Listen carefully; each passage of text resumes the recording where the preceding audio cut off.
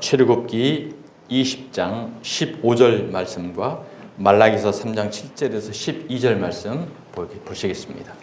출애굽기 20장 15절 다 함께 합독합니다. 시작. 도둑질하지 말라. 시작. 만군의 여호와가 이르노라. 너희 조상들의 날로부터 너희가 나의 규례를 떠나 지키지 아니하였도다. 그런즉 내게로 돌아오라. 그리하면 나도 너희에게로 돌아가리라 하였더니 너희가 이르기를 우리가 어떻게 하여야 돌아가리까 하는도다. 사람이 어찌 하나님의 것을 도둑질하겠느냐. 그러나 너희는 나의 것을 도둑질하고도 말하기를 우리가 어떻게 주의 것을 도둑질하였나이까 하는도다. 이는 곧 11조와 봉헌물이라. 너희 온 나라가 나의 것을 도둑질하였으므로 너희가 저주를 받았느니라. 만군의 여호와가 이르노라. 너희의 온전한 11조를 창고에 들여 나의 집에 양식이 있게 하고 그것으로 나를 시험하여 내가 하늘 문을 열고 너희에게 복을 쌓을 것이 없도록 붙지 아니하나 보라. 만군의 여호와가 이르노라. 내가 너희를 위하여 메뚜기를 금하여 너희 토지 소산을 먹어 없어지 못하게 하며 너희 밭에 포도나무 열매가 기한 잔에 떨어지지 않게 하리니 너희 땅이 아름다워짐으로 모든 이방인들이 너희를 복되다 하리라. 만군의 여호와의 말이니라. 아멘. 할렐루야. 12월을 맞았습니다. 남은 한 달도 하나님의 은혜 가운데 붙들어 주시고 올해 한 해도 은혜 가운데 함께 하실 줄 믿습니다. 10계명 8번째 계명이 왔습니다. 도둑질하지 말라. 양심에 찔리는 거 있으십니까? 동서고금을 막론하고 남의 물건을 도둑질해서 먹고 사는 사람들은, 그 도적들은 어느 시대 어느 곳에서나 항상 존재하고 있습니다. 자, 이런 행위는 사회의 질서를 무너지게 하고 삶의 기반을 잃어버리게 만들죠. 그래서 이 절도죄는 6년 이하의 징역, 1천만 원 이하의 벌금, 자격정지 10년을 합니다. 자, 그런데 이제 이 세상에서는 도둑질을 해도 10년이면 해결돼요. 너무 걱정하지 마십시오. 자, 그런데 오늘 말씀은 육적인 말씀이 아닌 거죠. 영적인 말씀인 거죠. 10계명 우리가 1계명부터 쭉 보고 있습니다만은 사람의 계명이 아니고 전부 영적인 말씀이기 때문에 세상적인 걸로 대비를 하는 것이 아니고 하늘의 영적인 말씀으로 껍데기를 벗겨서 우리는 봐야 된다는 거죠. 자, 10계명은 출애굽을 한 하나님의 백성들에게 주신 말씀이에요. 애굽 사람들에게 주신 말씀이 아니고, 그렇기 때문에 하나님을 믿는 하나님의 백성들 오늘 우리에게 주는 말씀이라는 거죠. 도둑질하지 말라는 이 말씀을 여전히 세상에서 뭐 세금 떠먹지 말고 뭐 돈 꼬먹는 거 안 갚으지 말고 이런 윤리적으로 말한다고 한다면 그건 진리 말씀이 아닌 것입니다. 자, 세상의 사회법을 말씀하신 것이 아니라 하나님의 영적 진리를 세상의 사회법인 도둑질로 비유를 해서 하나님이 이스라엘 백성들에게, 영적인 이스라엘 백성인 저와 여러분들에게 주시는 말씀이라는 거죠. 그래서 세상에서 짓는 죄들, 육적인 죄들은 육적으로 살아있을 때에 적용되는 거예요.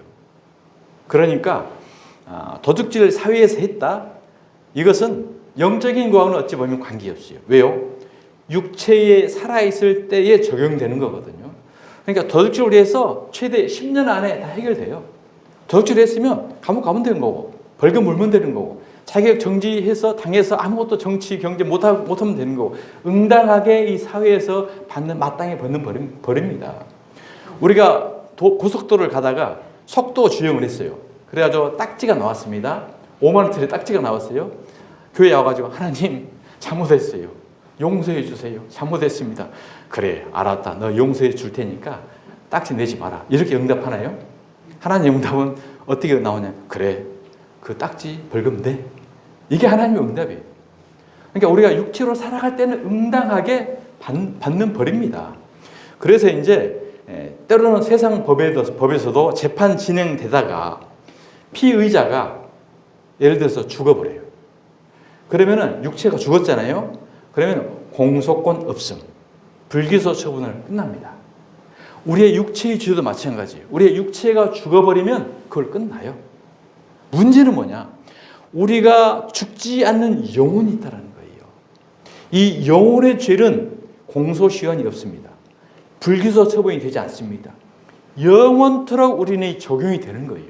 그러니까 이 육체의 이 영혼의 죄는 천국에서 영원히 적용이 되는 거냐, 지옥에서 영원히 적용이 되는 거냐, 이 엄청난 사건인 거예요. 그러니까 육체적인 죄를 통해 가지고 너희들의 죄를 회개해야 천국 간다, 지옥 간다, 이것은 너무나 초보적인 얘기예요. 마땅히 응당하게 우리가 사회 가운데 살아가고 있기 때문에 사회법도 잘 지켜야 되고 도덕도 지켜야 되고 율법도 지켜야 되는 것은 마땅한 것입니다. 그러나 영적 구원하고는 관계없는 거예요. 그러니까 교회에서 윤리, 교훈, 도덕, 바르게 살아라, 착하게 살아라, 이것은 영적 영혼 구원하고는 전혀 관계없어요. 바로 우리는 영적 진리, 바로 예수 그리스도를 통해서만 우리는 천국과 지옥에 갈라지는 영적 진리인 줄 믿으시기 바랍니다. 그러면 오늘 도둑질하지 말라는 이 말씀도 어떤 말씀이겠어요? 세상에서 도둑질하는 말씀이 아니겠죠. 영적 진리라는 거죠. 영적 진리. 자, 그럼 이 말씀 우리가 서서히 한번 풀어보겠습니다. 오늘 본문에 도둑질하지 말라고 하신 것은 하나님 백성 가운데에서 행해지고 있는 영적 도둑질을 하지 말라는 것입니다. 왜요? 영혼을 죽이고 멸망시키기 때문인 것입니다. 요한복음 10장 10절을 보겠습니다. 도둑이 오는 것은 목적이 있겠죠. 도둑은 도둑질하고 죽이고 멸망시키려는 것뿐이요. 그래요. 자, 분명히 도둑이 옵니다. 도둑이 누구로 오냐? 마귀로 옵니다. 마귀로 와가지고 도둑질을 해요. 뭘 도둑질을 할까요? 마귀가 와가지고 우리의 물질 가져가겠어요? 우리 땅 가져가겠어요? 아니겠죠. 그건 영적 영물이기 때문에. 바로 거짓 선지자를 통해서 하나님의 진리의 말씀을 도둑질을 하는 거예요. 무슨 말이냐? 하나님의 계명을 사람의 계명으로 바꿔버리는 것이 도둑이 마귀에 와가지고 하나님이 그것을 도둑질한다는 거죠. 목적이 왜요? 죽이려고, 영혼을 죽이려고, 그리고 멸망시키려고, 지옥으로 멸망시키려고. 그러니까 도둑 마귀가 오는 것은 우리가 마귀 안 보이잖아요. 근데 마귀는 역사하고 있죠. 가룟 유다의 속에게 마귀가 들어간 것처럼 오늘 이 시대에도 도둑질하는 하나님의 말씀을 바꿔서 변규를 해서 하나님의 백성 영혼을 죽여서 지옥 끌고 가게 하려는 그 사단 마귀인 거예요. 그런데 내가 온 것은 예수님이죠. 예수님이 오신 것은 양으로, 성도들로 생명을 얻게 하고, 생명은 뭘로 얻게 합니까? 예수 그리스도의 십자가의 보 이외에는 없어요. 예수 그리스도 십자가 복음의 진리의 도, 이것만이 우리는 생명을 얻게 하는 거거든요. 그래서 이걸로 예수 그리스도의 십자가 도로 생명을 얻게 하고 더 풍성히 얻게 하려니까 성령의 충만한 은혜를 주시려고 예수님이 이 땅에 오신 거예요. 딱 두 가지죠. 마귀가 오는 목적, 예수님이 오신 목적. 그렇습니다. 자, 그래서 하나님께서는 도둑질하는 자가 누군가, 마귀가 하나님의 계명을 사람의 계명으로 바꿔서 전하게 하는 거짓 선지자가 도둑놈이라는 거예요. 자, 예레미야서 23장 30절을 보겠습니다. 여호와의 말씀이니라. 여호와는 야훼, 여호수아, 호세아, 예수님이에요. 그러니까 구약의 여호수아는 예수님 말씀이에요. 그러므로 보라, 서로 내 말을 도둑질하는, 뭘 도둑질한다고요? 말을 도둑질한다는 거예요. 내 말을, 하나님의 진리를 너희들이 도둑질하고 있다. 도둑질하는 선지자들을 내가 치리라. 경고하고 있어요. 경고하고. 31절 여호와의 말씀이니라. 보라, 그들이 혀를 놀려. 혀를 놀린다는 것을 무엇이 생각나요? 뱀이 생각나죠. 뱀이 혀를 막 놀리잖아요. 혀를 놀려. 여호와가 말씀하셨다는 선지자들을 내가 치리라. 뱀이, 그런데 혀는 둘입니다. 자세히 보면 혀끝이 두 개가 갈라졌어요. 이 뭐냐? 한 입 갖고 두 말 하는 거예요. 그러니까 우리가 일상적으로 야, 너 한 입 갖고 두 말 해? 이건 뱀명화를 하고 있다는 거예요. 그러니까 우리 모든 일상 삶 가운데, 만물 가운데 진리가 다 숨겨져 있어요. 유행가 속에도 진리 들어있고, 이 사계절도 진리 들어있고, 우리 일상적으로 쓰는 말 가운데도 진리가 다 숨어 있어요. 그러니까 이 한 입 갖고 두 말을 하는 건 뭐냐? 복음과 율법을 같이 전하고 있다는 거예요. 오늘 기독교계의 표 같은 게 무슨 말이냐면은 예수 믿고 구원받고 율법 잘 지켜 축복받자. 이게 두 말이 한이 같고, 율법은 잘 지켜서 축복받는 게 아니에요. 율법은 도저히 우리가 지킬 수 없다라는 것을 깨닫게 해줘서 예수 그리스도 십자가 아니면 우리는 도저히 구원받을 수 없는 거구나라는 것을 율법의 목적, 율법의 용도, 율법의 취지를 오해하고 있는 거예요. 그렇습니다. 그와 같이 이렇게 나 곧 내가 그것을 보았느니라. 그 혀를 놀려 여호와가 말씀하셨다는 선지자들을 내가 치려고 이와 같이 경고를 하고 있는데도 여전히 우리는 그 속에 들어있는 거예요. 이 엄청난 징계, 엄청난 불꽃 같은 눈동자로 보고 계시는 그 하나님을 우리는 잃어버리고 있다는 사실인 것입니다. 내 이름으로 일컬음을 받는 이 집이 너희 눈에는 도둑의 소굴로 보이느냐? 하나님의 말씀이거든. 나 곧 내가 그것을 보았노라. 여호와의 말씀이니라. 하나님께서는 구약의 마지막인 말라기서를 통해서 너희 온 나라가 나의 것을 도적질하여 저주를 받았다고 말씀하고 있습니다. 온 나라가 저주를 받았대요. 지금 어쩌면 우리도 지금 이 저주 가운데 포함되어 있는 것입니다. 온 나라가 저주를 받았다. 이스라엘 백성들, 오늘 이 시대의 하나님의 백성들, 하나님께서 말씀하시는 너희 나라라는 것은 이스라엘 백성, 즉 오늘날 하나님의 백성들을 전부 말하고 있는 것입니다. 하나님의 백성들이 도둑질한 그 실체가 무엇입니까? 바로 성경은 11조와 봉헌물이라고 말씀합니다. 오늘 기독교계 교회에서 11조와 봉헌물을 하지 않는 사람은 거의 없습니다. 그런데 이것을 하나님의 진리 가운데 제대로 하고 있느냐, 엉뚱한 걸로 하고 있느냐, 이것을 오늘 우리는 다시 말씀을 통해서 깨달아보자는 거죠. 어쩌면 교계에서 목사들 세계에서 이런 말씀을 전하는 게 금기시 되어 있어요. 거의 안 합니다. 왜요? 11조는 황금알을 낳는 건데 알아서 안 하는 수도 있고 진짜 몰라서 안 하는 경우도 있어요.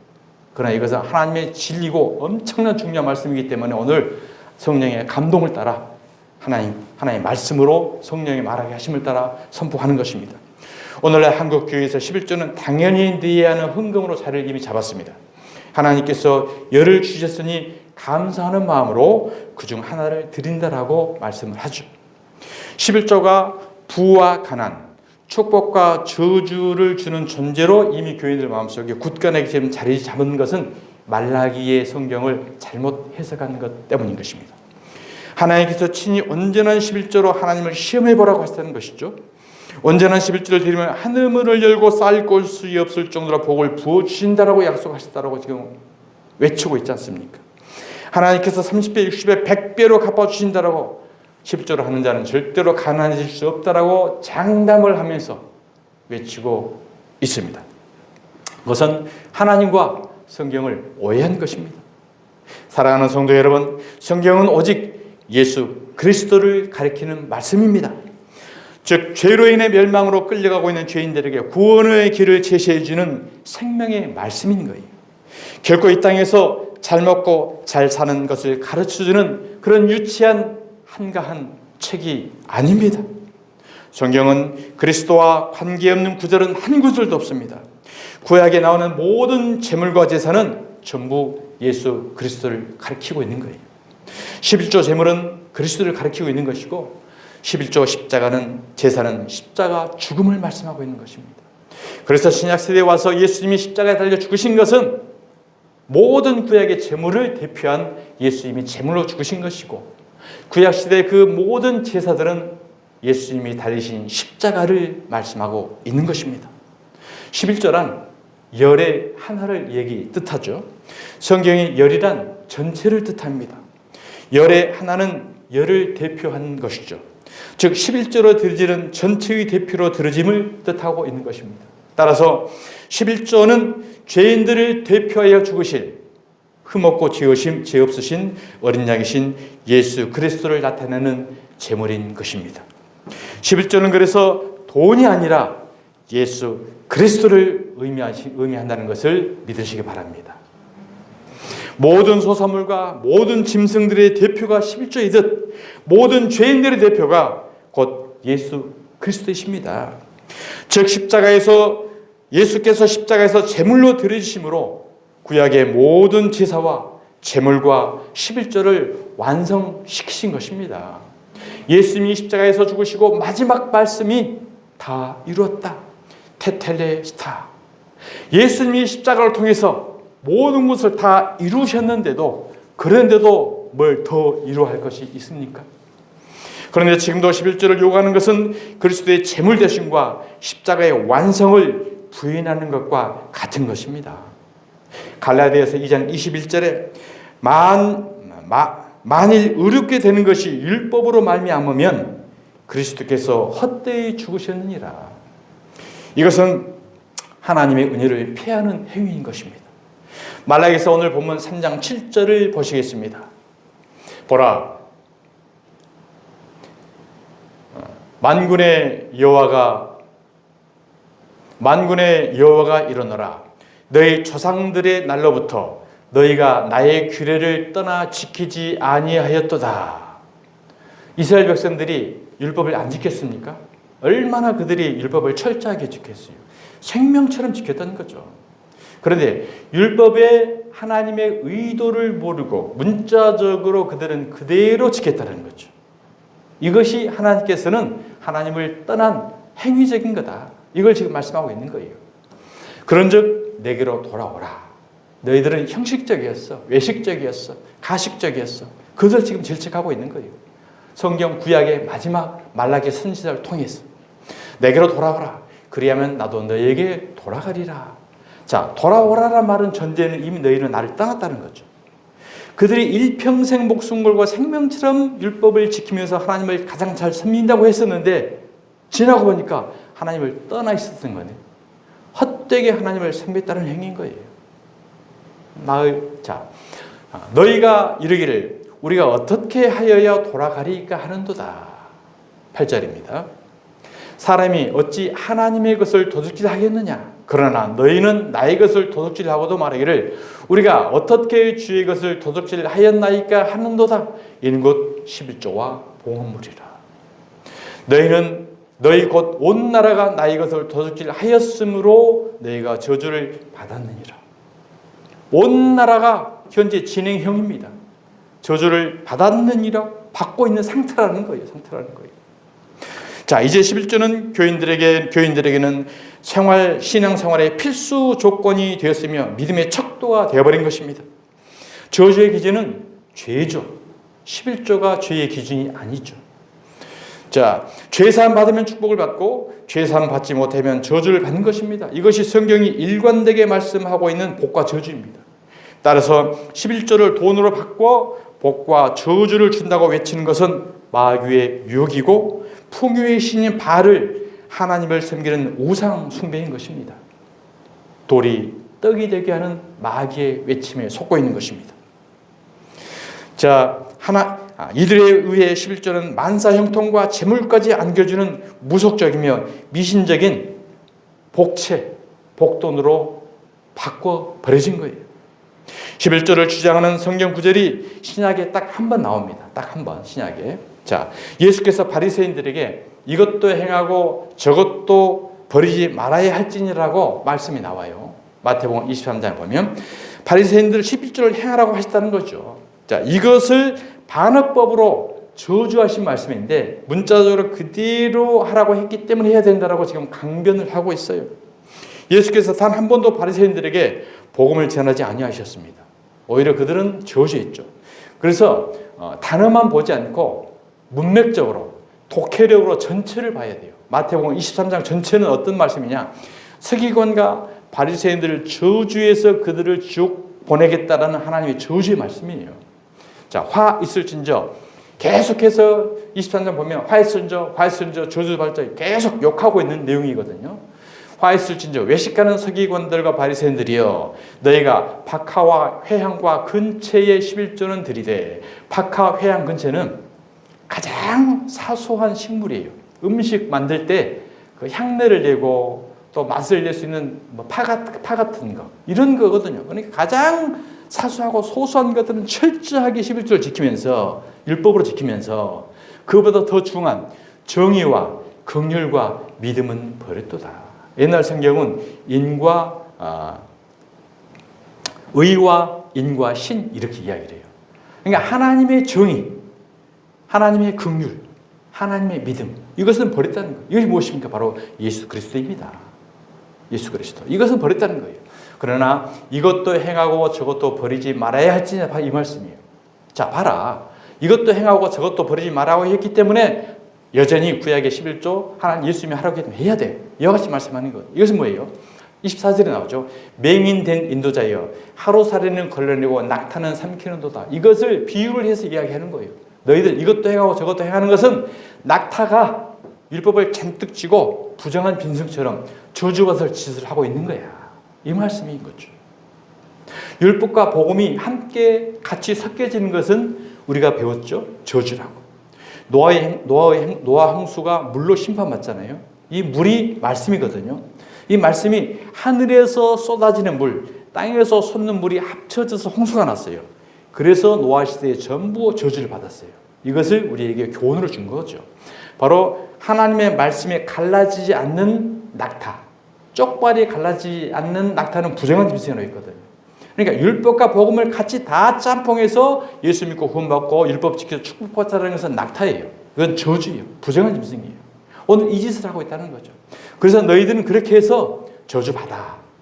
이것을 예수님이 서기관과 바리새인들에게 하신 말씀인데 이 말씀을 단어만 빼가지고 계속해서 지금 성도들을 지금 획책을 하고 사기치고 있는 거예요.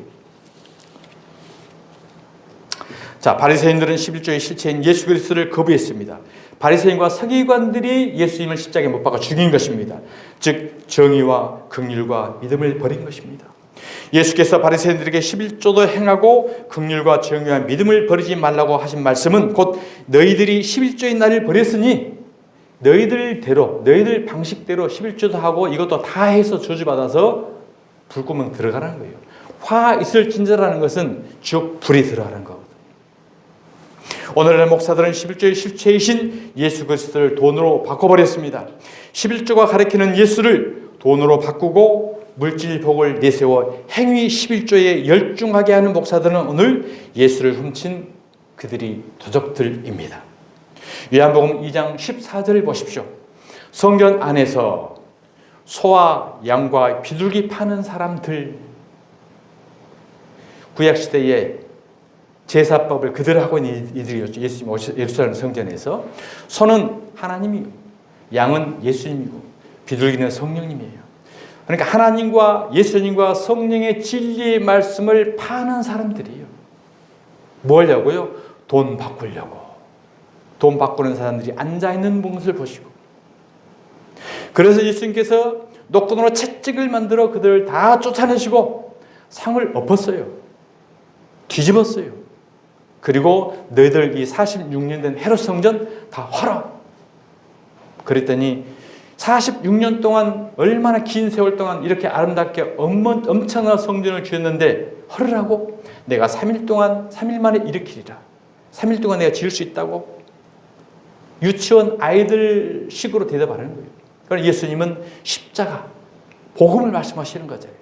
구약에 평생 동안 쌓아왔던 이 율법적인 것은 다 쓸어버려요. 헐어. 그리고 새로운 시대 예수 그리스도의 십자가 복음의 진리로 3일 길로 다시 새로운 십자가 성전을 세우라는 말씀인 거예요. 오늘 이 시대가 지금 여전히 46년 된 헤롯 성전 안에서 이 소와 양과 비둘기를 돈으로 바꾸는 이 행위를 지금 여전히 하고 있는 것입니다. 오늘날 강단에서는 교인들에게 하나님께 온전한 11조를 드리면 하나님께서 하늘문을 열고 복을 쌓을 것이 없도록 붙지 아니하나 시험해 보라고 큰 소리치며 헌금을 강요하고 있습니다. 그래서 한때 얼마나 많은 책이 팔렸습니까? 록펠러 11조로 최고의 부자가 됩니다. 11조에서 굶어 죽은 사람이 있으면 나보라고 그래 하고 외치는 유명 목사들, 삼중 축복을 외치는 기복신앙의 교회, 교단, 긍정의 법칙 얼마나 쇠기를 강타하고 힘쓸었습니까? 신명기 28장 얼마 있으면 신년 축복 모든 교회마다 아마 외칠 거예요. 나들목 축복, 나가서 복을 받고 들어가서 복을 받는 이 모든 것은 전부 도둑질을 하고 있는 행위들이에요. 행위들이. 하나님은 이렇게 생명의 말씀을 기복의 말씀으로 바꾸어 자기 욕심을 채우고 있는 자들에게 너희는 나 이것을 도둑질하였다라고 말씀하고 있는 것입니다. 그들이 내 말을 도둑질하는 선지자들이다. 혀를 놀려 여호와의 말씀이 하셨다라고 하는 이 거짓 뱀의 말을 하는 도둑질하는 자들, 오늘 이 시대에 하나님은 강력한 경고로 우리에게 지금 말씀하고 있는 거예요. 언제나 말라기서 3장 10절을 뒤로 돌려서 한번 띄워주시기 바랍니다. 만군의 여호와가 이르노라 너희의 온전한 11조를 창고에 들여. 그러니까 온전한 11조라고 하니까 너희들이 돈 버는 거, 월급 탄 거 철저하게 10원짜리까지 다 바쳐. 이런 사기치고 있잖아요. 온전한 11조라는 것은 바로 예수 그리스도를 의미하는 거예요. 온전한 것이 뭐냐면은 온전한 정과 흠과 티가 없는 완전. 의인은 없나니 하나도 없다. 이 완전한 열의 하나, 이 모든 전체의 대표인, 모든 죄인들의 대표인 예수 그리스도를 창고에 들여. 이 창고는 하늘나라입니다. 성전입니다. 나의 집, 양식이 있게 하라. 양식. 이 양식이 우리 먹는 밥입니까? 쌀입니까? 그건 육체잖아요.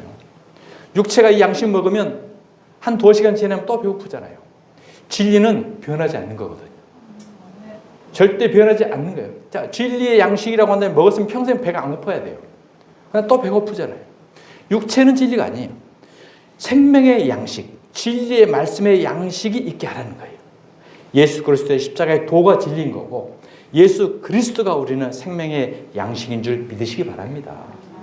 온전한 11조인 예수 그리스도의 복음의 진리를 하나님의 창고에 우리의 심령 성전에 있게 해서 그것으로 나를 시험하여 하나님은 그것만이 절대적이라고 인정하는 거죠. 그러니까 언약의 약속, 변치 않는 약속, 소금의 약속, 구약부터 언약의 약속, 주구장창 약속했던 말씀이 바로 이 시험이에요. 하나님의 말씀의 언약, 예수 그리스도 복음의 진리를 시험해보라. 내가 하늘 문을 열고, 하늘 문이 누굽니까? 예수님입니다. 나는 양의 문이라. 나로 말미암지 않고는 아버지께로 올 자가 없다고 하셨죠. 그러니까 하늘 문은 예수요. 예수를 통해서만 너에게 복을, 이 복이 어떤 복이에요? 세상의 돈입니까? 땅입니까? 이것도 변하잖아요. 사기도 당하고 빼앗기기도 하고. 이것은 진리가 아니거든요. 이 복이라는 것은 영적 구원의 복인 줄 믿으시기 바랍니다. 별로 반갑지 않으세요? 이 땅의 것을 원했는데 내가 원했던 그게 아니어서. 우리는 이 목숨을 바쳐서, 생명을 바쳐서 우리의 전 모든 것을 팔아서라도 반드시 소유해야 될 것이 바로 하늘의 복, 영생의 구원의 복인 줄 믿으시기 바랍니다.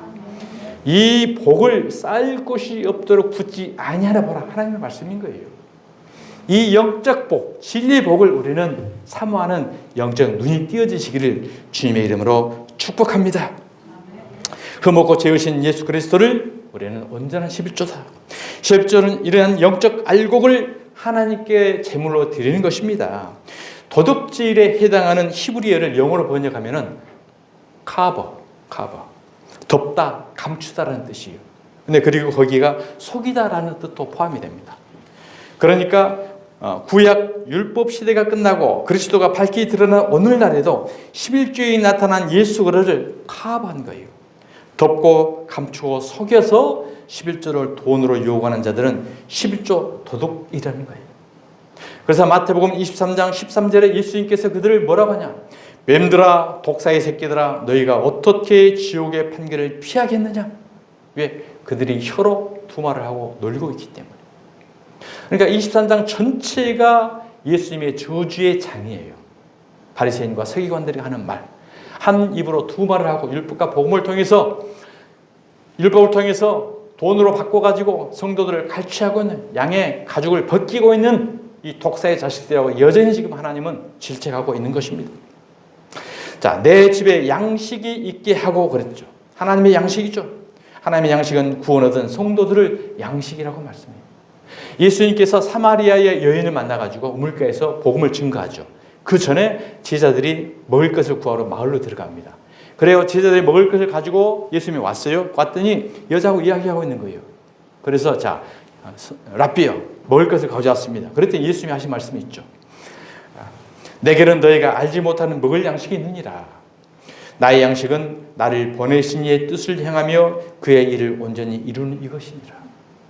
영적 생명, 영적 하나님의 구원이 영적 예수님은 양식이었던 거고 하나님의 사명을 감당하는 것이 생명의 양식을 만드는 거예요. 그러니까 구원은 저와 여러분이 예수님이 양식이고 하나님의 기뻐 받으시는 재물, 양식인 줄 믿으시기 바랍니다. 하나님의 이 양식을 원하는 거예요. 온전한 11조인 예수 그리스도, 예수의 복음을 받아들이고 그 예수님을 우리 마음 가운데 심령 가운데 품어서 우리 안에 심령 성전을 이루는 또한 영적 재물. 이것을 하나님은 원하시는 거예요. 예수님은 모든 재물에 예수님만 원해요. 예수님만 받으십니다. 그럼 우리는 뭐냐? 우리는 껍데기죠. 우리 안에 그래서 예수님을 담는 거예요. 그러면 이 육체의 껍데기는 벗겨지죠. 그러면 예수인 영혼과 우리가 하나가 돼서 연합이 돼서 하나님의 기뻐 받으시는 산 재물이 되는 것입니다. 이것이 우리는 구원이고 영생인 거예요.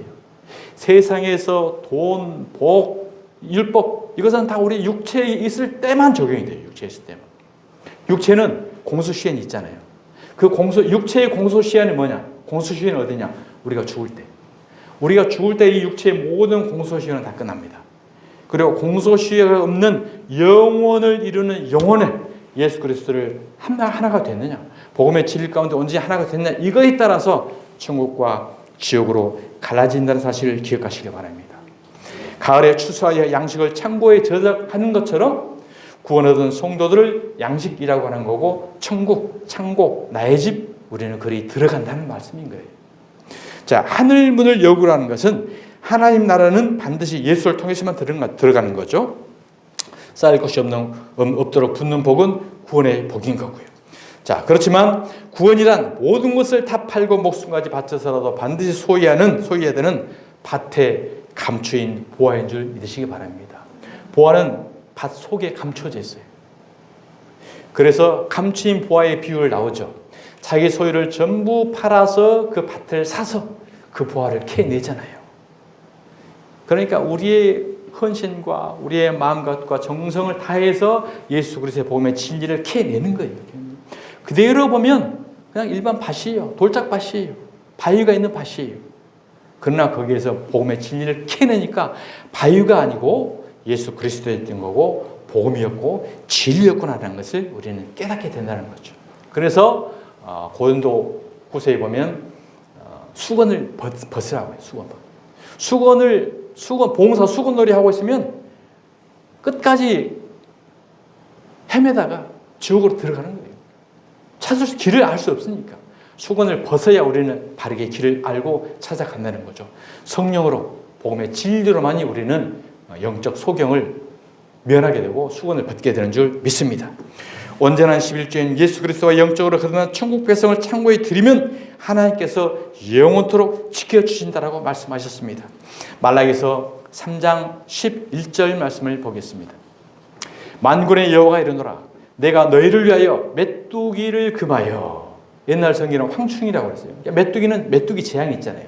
마귀를 막아주고 너희 토지 소산을 먹어 없애지 못하게 하며 하나님의 자녀들을 포도나무에서 기한 전에 떨어지지 않게 하고 너희 밭의 모든 포도나무 열매가 기한 전에 떨어지지 않게 하니라.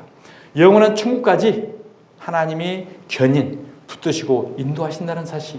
이와 같이 우리가 11조로 드리는 하나님의 백성들은 영원토록 끝까지 하나님의 보호해 주신다는 지킨다는 하나님의 약속인 것입니다. 자, 말라기서 3장 12절을 보십시오. 자, 결과입니다. 너희 땅이 아름다워짐으로. 이 땅이 어디입니까? 땅은 젖과 꿀이 흐르는 가나안 땅. 종국으로는 영원한 천국. 새하늘과 새 땅. 새하늘과 새 땅을 다른 말로 하면 신천지잖아요. 근데 저 이상한 놈들이 말씀을 도둑질해 가지고 이 신천지 좋은 말을 쓰면 또 이상하게 돼버려요. 새하늘과 새 땅, 새 예루살렘. 완전히 도둑질집에 당한 거예요, 강도한테. 우리는 예수 그리스도의 복음의 진리로, 영적 11조로, 영적 진리의 말씀으로, 예수 그리스도로 우리는 차지해야 우리는 이 새하늘 새 땅, 하나님의 성전으로 우리는 돌아가게 될 줄 믿습니다. 11조의 가장 설득력 있는 주장은 반대하지 못하는 주장은 구제한다는 거예요. 구제. 자, 구제해야 되기 때문에 11조를 해라. 가난한 사람은 고아와 과부와 나그네를 도와줘야 되기 때문에 11조를 해라 하면 또 그것은 합당한 말인 것 같기 때문에 우리는 변명할 여지가 없는 거죠. 영적으로 고아와 과부와 나그네는 이 세상에서 사회적 약자들 이야기하는 게 아니고 물론 그들을 도와야 돼요. 그러나 이것은 사회법인 거고 영적인 건 고아는 누구냐?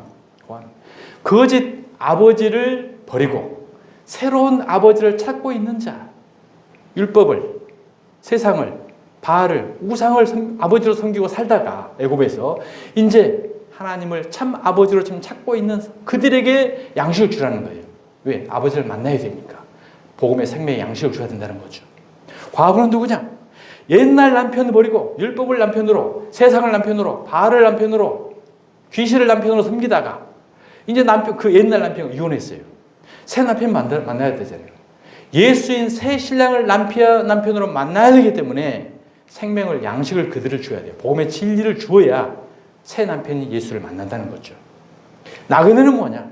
나그네는 애굽에서 바알을, 우상을, 귀신을 섬기도 살아가다가 거기를 떠났어요.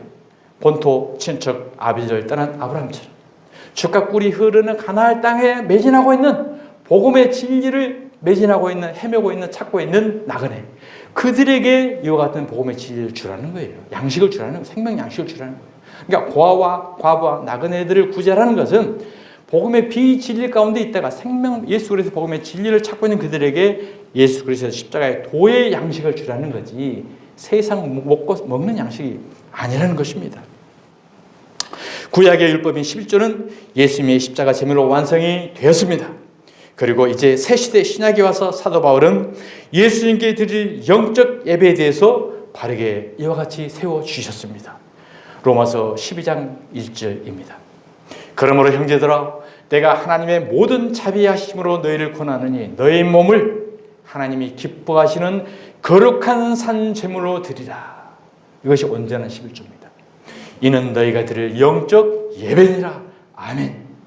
온전한 11조는 예수 그리스도인 거고 거룩한 산 제물된 예수 그리스도를 우리 가운데 모신 저와 여러분이 산 제물 거룩한 온전한 11조인 줄 믿으시길 바랍니다. 이것이 오늘 이 시대에 드리는 영적 예배인 거예요. 너희는 이 세대를 본받지 말고 11조가 돈이라고 바꿔서 내라고 하고 있는 그들 본받지 말고 오직 마음을 새롭게 함으로 변화를 받아 하나님의 선하시고 기뻐하시고 온전하신 뜻, 하나님의 선하시고 기뻐하시고 온전한 뜻이 무엇입니까? 오직 예수 그리스도의 십자가 도를 붙든 이 신앙, 오직 예수, 오직 은혜, 오직 성경, 오직 하나님께 영광, 이것만을 바라보고 두벅두벅 나아가는 이 신앙을 하나님은 기뻐하시는 거예요.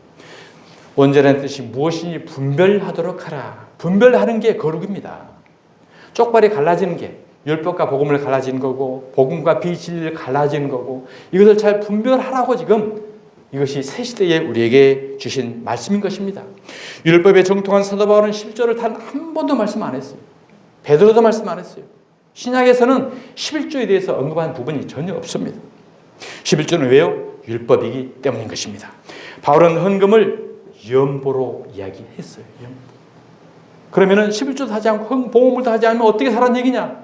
바로 그래서 사도 바울은 신약에 헌금 연보를 가슴 깊이 이야기한 거죠. 11조는 율법으로 강제적으로 하는 헌금인 거고 연보는 은혜로 자원하여 드리는 헌금인 것입니다.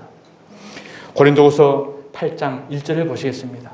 형제들아 하나님께서 마게도냐 교회들에게 주신 은혜를 우리가 너에게 알게 하나니 마게도냐의 교회에 하나님이 크신 은혜를 주셨어요. 그 은혜가 어떤 은혜인가? 2절 환난의 많은 시련 가운데서 그들의 넘치는 기쁨과 극심한 가난이 그들의 풍성한 연보를 넘치도록 하게 하였느니라. 할렐루야. 이것이 진정한 은혜이고 이것이 진정한 헌금이고 이것이 하나님이 원하시는 연보인 줄 믿으시기 바랍니다. 11조는 어쩔 수 없이 강제적으로 드리는 율법의 산물인 거고 이제 은혜 시대에 우리가 돌아와서 억지로나 인색함으로가 아닌 자원하여 기쁘고 넘치는 걸로 드린다는 거예요. 이 은혜가 있을 때에 마게도냐 교회는 극심한 가난한 상태에서도 하나님의 구원의 은혜가 감격해서 비록 이 세상에서는 물질적으로 가난하지만 이 영원한 천국 은혜가 너무 감사했기 때문에 그들은 풍성하게 넘치도록 하나님께 드린 줄 믿습니다. 이것이 진정한 하나님께 영적 헌물인 것이고 온전한 실조인 것이고 연문이고 감사인 거예요. 가난이 그들의 풍성한 연보를 넘치도록 하게 하였는지라. 내가 증언하노니 그들이 힘대로 할 뿐 아니라 힘에 자원하도록 했다라는 거예요. 고린도후서 이 은혜와 성도 섬기는 일에 참여함에 대하여 우리가 간절히 구하노니 우리가 바라던 것뿐 아니라 그들이 먼저 자신을 주께 드리고. 그렇습니다. 헌금이라는 것은 자신을 먼저 드리는 거예요. 내 마음을 드리고 마음과 뜻과 정성을 다해 드리는 거고 거기에 따라서 연보가 오는 거예요. 하나님의 뜻을 따라 우리가 주었도다. 이 마게도냐의 교회가 모범적으로 드렸던 연보에 대해서 사도 바울은 끊임없이 마게도냐 교회뿐만 아니라 오늘 이 시대 저와 여러분에게까지 지금 이야기하고 있는 것입니다. 그토록 힘들고 열악한 환경 가운데서 드리는 연보를 은혜라고 말씀하고 있는 거예요. 바울은 이 연보에 대하여 말하면서 마게도냐 교회들에게 주신 은혜를 고린도 성도들에게 지금 알려주고 있습니다. 마게도냐 교회는 당시에 빌립보, 데살로니가, 베레아 교회였어요. 그들이 그와 같이 신실한 연보를 온전한 기쁨의 감사의 헌금을 하나님께 드렸다는 사실인 것이죠. 바울은 환난의 많은 시련 가운데서 그들이 넘쳐나는 기쁨과 극심한 가난이 오히려 풍성한 연보를 넘치게 했다라고 말씀하고 있습니다. 보통 물질적으로 풍성한 사람이 풍성한 연보를 하게 마련이죠. 그런데도 마게도냐 성도들은 환난의 많은 시련이 있었습니다. 그리고 무엇보다도 그들은 극도로 가난했습니다. 이들은 남을 도와줄 형편이 되지 않았습니다. 하지만 놀랍게도 환난의 많은 시련과 극심한 가운데서도 성도들은 풍성한 연보를 하였고 그들이 풍성한 연보를 할 수 있었던 것은 그들에게 넘치는 기쁨이 때문이라고 성경은 말씀하고 있습니다. 극심한 가난이도 그들의 그 넘치는 기쁨이 어떤 기쁨이었을까요? 그들은 진정한 구원의 은혜를 깨달은 것입니다. 천국과 지옥을 분명히 그들은 영적 눈을 띄어 본 것입니다. 그 영원한 천국과 지옥을 철저하게 보았기 때문에 예수 그리스도 십자가 복음의 진리를 가슴 깊이 깨달았기 때문에 그 은혜가 감격해서 현실의 삶은 극도로 가난했지만 그녀가 너무 감사에 감격해서 하나님께 넘치는 기쁨으로 그들은 연보를 드렸던 것입니다. 사랑하는 여러분, 저와 여러분에게도 이 구속의 이 구원의 은혜가 이와 기쁨이 충만하시기를 주님의 이름으로 축원드립니다. 사랑하는 성도 여러분, 하나님은 마게도냐의 교회에게 주신 이 은혜가 고린도 교회에게 있기를 원했고 또한 오늘 우리에게도 이러한 은혜가 있기를 간절히 원하고 계시는 것입니다. 하나님의 기뻐하는 헌금은 인색탐으로나 억지로 하지 말라고 하셨습니다. 하나님은 즐겨내는 자를 사랑한다고 하셨습니다. 혹여나 헌금 연보하실 때에 억지하는 마음, 인색한 마음이 있으면 하지 마십시오. 그리고 잠시 놓고 기도하시고 다시 십자가 복음의 구원의 은혜를 깨닫고 그 은혜와 기쁨과 감사가 넘쳐날 때 드려야 하나님이 받으시는 진정한 헌금 연보가 되는 줄 믿습니다. 고린도후서 9장 5절입니다. 그러므로 내가 이 형제들로 먼저 너에게 가서 너에게 전에 약속한 연보를 미리 준비하게 하도록 권면하는 것이 필요한 줄 생각하였노니. 자, 미리 기도하면서 마음 가운데 작정해서 준비하라는 거예요. 왜요? 전에 우리는 부흥에 가가지고요, 느닷없이 그냥 혹해가지고 작정 카드 나눠주니까 사인해버린 거예요. 그냥. 그래가지고 이제 1년 내내 2년 내내 고민을 주여 주님 앞에서 작정을 했는데 이거 안 내면 저주받을 텐데 그래서 집도 팔고 적금도 깨고 대출까지 해가지고 내잖아요. 그리고 고통하고 괴로워하잖아요. 이런 것은 하나님이 받는 것이 아니고 사기당한 거예요. 사기당. 누구에게? 뱀의 혀를 놀린 자들에게. 이건 하나님 받는 게 아니라는 거죠. 그렇습니다. 자, 미리 준비하도록 은혜 가운데 믿음 가운데 작정하라는 얘기죠. 자, 이렇게 준비하여야 참 연보답고 억지가 아니니라. 자, 6절, 이것이 곧 적게 심는 자는 적게 거두고 많이 심는 자는 많이 거둔다는 말이로다. 이 말 갖고 많이 울거먹죠. 많이 바치면 많이 복죠. 조금 바치면 복 안 줘. 그러니까 부흥 가서도 얼마나 이 말씀을 가지고 적게 심는 자는 적게 거두고 많이 가둔. 적게 심는다는 것은 느닷없이 분위기에 도취되어 내버리는 것이 적게 심는 것이고 어떻게 내는 거잖아요. 은혜 감동 없이 정말 하나님의 은혜에 감격해서 감동해서 작정해서 하나님 내가 이와 같이 감사의 마음을 드리겠습니다. 이것이 많이 심는 거예요. 그래서 예수님은 돈 액수를 뜻하는 게 아니고 살했다 과부의 동전을 가장 많은 재물로 심었다라고 이야기하는 거거든요. 그러니까 6절 말씀도 정반대로 문자적으로 해가지고 사기치는데 너무 꼭 좋잖아요. 정말 하나님의 은혜에 감격해서 마음의 은혜에 감격 드리는 게 이게 진짜로 많이 액수 관계가 아니고 왜? 내 형편대로 드리는 거니까.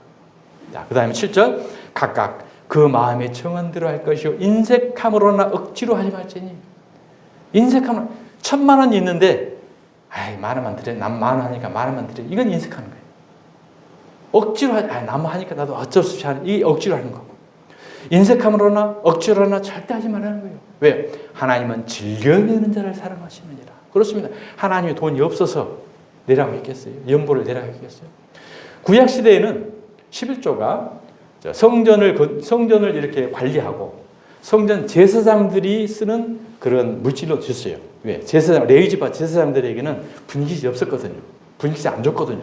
그러니까 성전에 들어오는 11조로 너희는 먹고 살아 있었어요. 근데 이걸 그대로 적용을 해가지고 목사들이 가르치를 하고 있는 거예요. 그러니까 너무 많아가지고 쓸데없어가지고 막 부패하고 타락하고 난리잖아요. 구약시대에는 레위 지파가 제사장이었거든요. 그러니까 제사장한테 쓰는 건 맞아요. 그런데 신약시대에 와서는 만인이 제사장이 돼버린 거예요. 구약시대의 그 성전에서 제사 드릴 때는 지성소는 제사장으로 들어갔어요. 그런데 성소와 지성소에 가려져 있던 휘장이 찢어졌잖아요. 휘장이 예수 그리스도의 몸이거든요. 휘장이 찢어짐으로 인하여 모든 사람들이 다 지성소에 들어갈 수 있는 만인 제사장이 된 겁니다. 그러니까 저와 여러분이 다 제사장이에요. 11조는 누가 먹어야 돼요? 저와 여러분이 다 먹는 거예요. 원래 성도들이 모든 사람들이 먹는 게 11조예요. 근데 목사만 먹는다고 그래요. 구약의 제사장만 먹는다고 그래요. 이게 사기당한 거예요. 구약 시대에는 맞아요. 그러나 신약 시대에 와서는 성소와 지성소의 휘장이 찢어졌고 만인 제사장이 된 거예요. 그러니까 만인 제사장인 저와 여러분이 11조인 예수 그리스도를 먹어야 되는 거예요. 예수 그리스도는 살과 피를 먹지 않으면 나하고 관계가 없다고 그랬잖아요. 생명의 양식은 예수 그리스도의 살과 피거든요. 살과 피는 예수 그리스도의 십자가의 복음. 우리가 이 11조 양식을 다 먹여야 되는 양식은 생명의 양식이 바로 예수 그리스도의 십자가 복음의 진리, 이 양식을 우리는 먹어야만 예수와 하나가 되는 거고 영원한 천국 가게 되는 줄 믿습니다. 하나님이 능히 모든 은혜를 너희에게 넘치게 하시라니 이는 너희로 모든 일에 항상 모든 것이 넉넉하여 모든 착한 일을 넘치게 하려 하심이라. 그렇습니다. 이 은혜 아니면 10원도 드릴 수 없어요. 은혜 아니면 하나님을 찬송할 수 없어요. 은혜 아니면 우리는 복음 선언이 아무것도 할 수 없습니다.